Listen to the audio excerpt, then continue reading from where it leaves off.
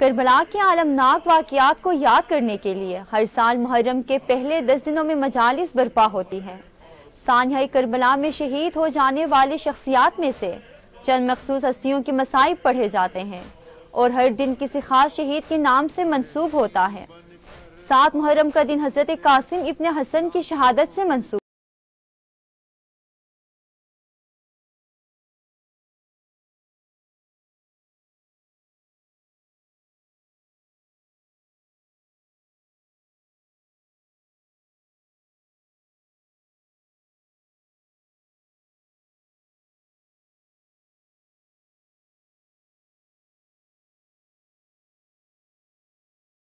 हज़रत कासिम इब्ने हसन की शहादत उन अजीम मुसीबतों में से एक है जो रोज़े आशूरा अहले बैत रसूल पर ढाई गई, जब सरकार सैयद-उश-शुहदा के तमाम असहाबे बावफा अपनी जानों का नजराना राह खुदा में पेश कर चुके और अब औलाद इमाम हसन मुश्तबा की बारी आ गई, तो हज़रत कासिम महज़र इमाम हुसैन में शर्फ़याब हुए और अर्ज़ की, चचा जान, अब मुझे जंग की इजाज़त दें। हज़रत ने जवाब दिया, ए कासिम, ए मेरे भतीजे, तुम तो मेरे शहीद भाई की निशानी हो, लिहाजा तुम मैदान में ना जाओ। मेरे नूरे नजर, तुम्हारा वजूद मेरे दिल शिकस्ता की ढारस और सुकून। जब कासिम ने देखा कि चचा इजाजत नहीं दे रहे तो आप निहायत गमगीन और अफसुर्दा हुए और रोते रहे। इसी असना में हजरत कासिम को याद आया कि बाबा ने वक्त आखिर बाजू पर एक तावीज़ बांधा था और फरमाया था कि बेटा, जब तुम पर कोई सख्त वक्त तान पड़े तो तुम इस तावीज़ को खोलना और इसकी इबारत को पढ़ना और जो कुछ इसमें लिखा हो उसके मुताबिक अमल करना। जनाब कासिम खुशी खुशी उठे, तहरीर को लाकर सरकार सैयद-उश-शुहदा के सुपुर्द किया। जैसे ही आपकी नजर भाई की तहरीर पर पड़ी, कासिम के गले में बाहें डाल दी